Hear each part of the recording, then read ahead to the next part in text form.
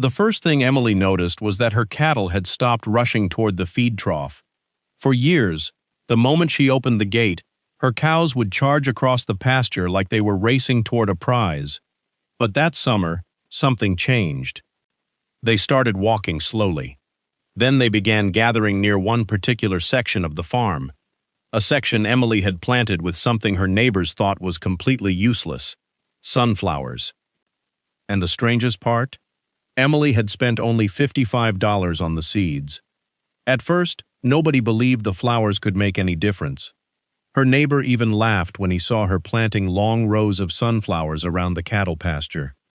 "Are you running a flower shop now?" he joked. Emily didn't argue. She simply kept planting.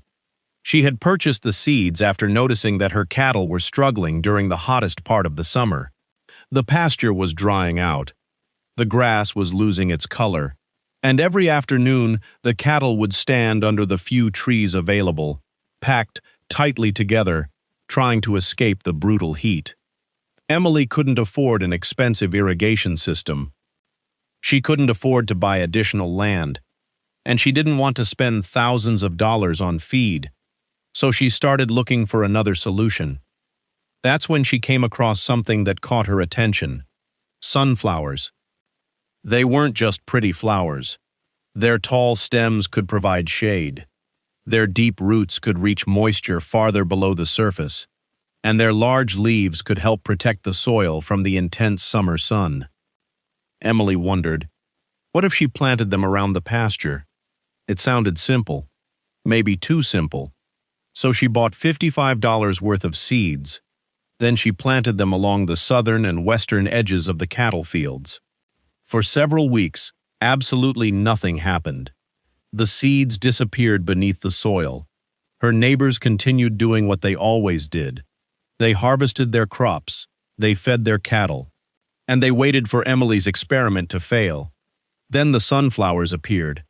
At first, they were tiny green shoots, but week after week they grew taller: 3 feet, 5 feet, then nearly 7 feet in some places. By midsummer, Emily's pasture looked completely different. Tall golden flowers stood along the edges of the fields, forming what looked like a natural wall. And that's when she noticed the cattle behaving differently. Instead of spreading across the hottest parts of the pasture, they began gathering near the sunflowers. During the afternoon, many of them stood in the shade created by the tall plants. They weren't fighting for the limited shade beneath the trees anymore. They were spreading out. Emily watched from a distance. Then she noticed something even more interesting.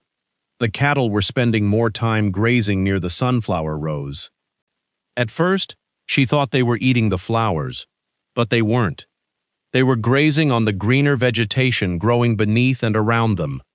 The sunflower plants were changing the microenvironment around the pasture.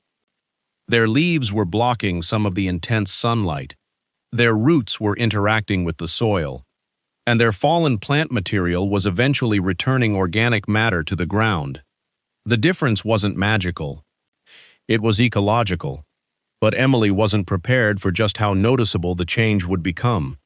As the summer continued, the soil around the sunflower rows stayed darker and appeared to hold moisture longer than some of the exposed areas. The cattle seemed more comfortable, and Emily began wondering whether her $55 experiment had accidentally revealed something much bigger. So she started documenting everything. She recorded where the cattle gathered. She photographed the pasture every few days. She measured the plants.